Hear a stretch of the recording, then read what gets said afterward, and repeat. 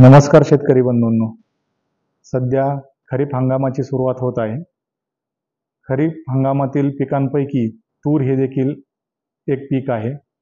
या तुरी पिकाची लागवड करण्यापूर्वी तूर या पिकाच्या बियाणास बीज प्रक्रिया करणे अतिशय महत्त्वाचे मानले जाते. तर ह्या बीज प्रक्रियेसाठी निर्मल सीड्सचे निर्मल रायझामिका या नावाने जैविक उत्पादन बाजारामध्ये उपलब्ध आहे. तर या जैविक उत्पादनाची बीज प्रक्रिया करणे फार महत्त्वाचे आहे. तर ही बीज प्रक्रिया कशी करायची शेतकरी मित्रांनो? तर हे आपल्याला एकरी तुरीचे बियाणे लागते 3 किलो. तर या 3 किलो बियाणं एका प्लास्टिकच्या पिशवीमध्ये घ्यायचं आहे तुरीचं.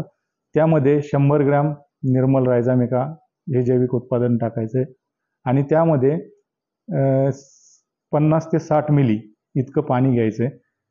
हे मिश्रण एकत्रितरित्या करायचं आहे. ते करण्यासाठी पिशवीचं तोंड पकडून पिशवी 7 ते 8 वेळा खालीवर करायची, जेणेकरून सर्व रायझामिकाचे स्पोर्स हे सर्व बियांना चिकटतील.